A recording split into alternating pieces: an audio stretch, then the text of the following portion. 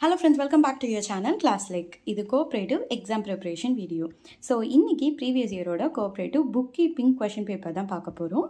வீடியோக்குள்ளே போகிறதுக்கு முன்னாடி நம்ம சேனலை ஃபர்ஸ்ட் டைம் பார்க்குறீங்க அப்படின்னா மறக்காமல் சப்ஸ்கிரைப் பண்ணிக்கோங்க. அண்ட் நம்ம சேனலில் கோஆப்ரேட்டிவ் எக்ஸாம் ப்ரிப்பரேஷனுக்காக டெலகிராமில் ஒரு குரூப் க்ரியேட் பண்ணியிருக்கோம். அந்த குரூப்போட லிங்க்கு கீழே டிஸ்கிரிப்ஷன் பாக்ஸில் தரேன், அதுலேயும் ஜாயின் பண்ணிக்கோங்க, யூஸ்ஃபுல்லாக இருக்கும். 30 cooperative book keeping part 4 question number 31 to 40. Okay, question number 31.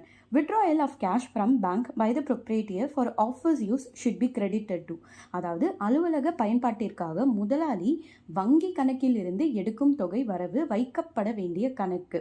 நான் முன்னாடியே சொன்ன மாதிரி எதுக்காக எடுக்கிறாங்க, கிரெடிட் பண்ணுறாங்களா டெபிட் பண்ணுறாங்களா, எந்த அக்கௌண்ட்டுக்கு கிரெடிட்டா டெபிட்டா அப்படின்றத தெரிஞ்சுக்கோங்க. அதை வச்சு தான் உங்களால் ஆன்சரே பண்ண முடியும். ஸோ இதில் எந்த அக்கௌண்ட் கிரெடிட் பண்ணுவாங்க, ஸோ ஒரு ஓனர் அவங்க பேங்க் அக்கௌண்ட்லேருந்து காசு எடுக்கிறாங்க, ஆனால் அஃபிஷியல் யூஸுக்காக எடுக்கிறாங்க அப்படின்னா எதில் கிரெடிட் பண்ணணும் அப்படின்னு கேட்டிருக்காங்க. எதுலன்னு பார்த்தீங்கன்னா பேங்க் அக்கௌண்ட்டில். ஓகேவா. Question number 32. Purchase return means goods returned to the supplier due to. அதாவது கொள்முதல் திரும்ப மேற்கொள்ள காரணம் என்ன அப்படின்னு கேட்டிருக்காங்க.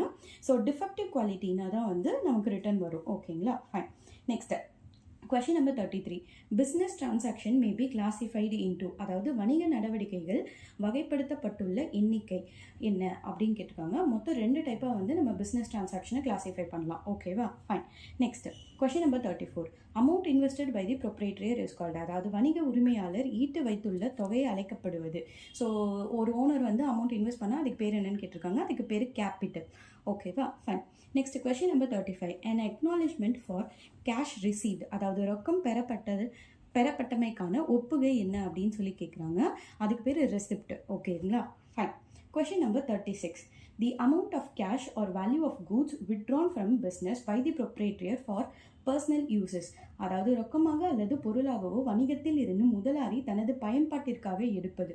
ஸோ ஒரு ஆஃபீஸில் இருக்கிறத அவங்களோட பர்சனல் யூஸுக்காக ஓனர் எடுத்தாங்கன்னா அதுக்கு பேர் என்ன அப்படின்னு கேட்குறாங்க. அதுக்கு பேர் டிராயிங்ஸ், அதாவது எடுப்பு அப்படின்னு சொல்லுவோம். ஓகேவா, fine. Next question number 37.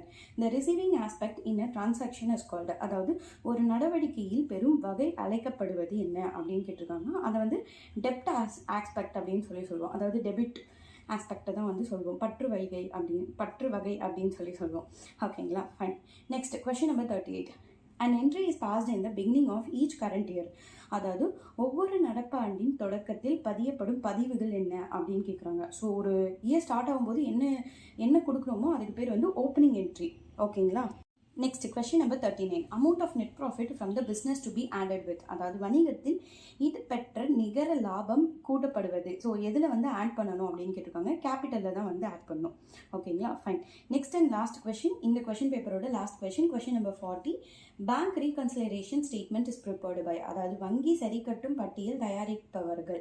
So யார் அந்த பேங்க்கோட ரீகன்சிலேஷன் ஸ்டேட்மெண்ட் ரெடி பண்ணுவாங்கன்னு கேட்டால் கஸ்டமர் ஆஃப் த பேங்க் தான். அதாவது வங்கியின் வாடிக்கையாளர் தான் ரெடி பண்ணுவாங்க. ஓகேங்களா. ஸோ இந்த 10 கொஸ்டினோட இந்த கொஸ்டின் பேப்பர் ஃபினிஷ் ஆகிடுச்சு. ஸோ நான் இன்னொரு கொஸ்டின் பேப்பரோட உங்களுக்கு நெக்ஸ்ட் வீடியோவில் சொல்கிறேன். அது வரைக்கும் இந்த வீடியோ பிடிச்சிருந்துச்சுன்னா லைக் பண்ணிவிடுங்க. அண்ட் கோஆப்ரேட்டிவ் எக்ஸாம்ஸ் ப்ரிப்பேர் பண்ணுற உங்களோட ஃப்ரெண்ட்ஸுக்கு மறக்காமல் ஷேர் பண்ணிவிடுங்க. நம்ம சேனலையும் மறக்காமல் சப்ஸ்கிரைப் பண்ணிவிடுங்க. நிறைய பேர் என்கிட்ட டாபிக் வைஸ் போடுங்கன்னு கேட்டிருந்தீங்க.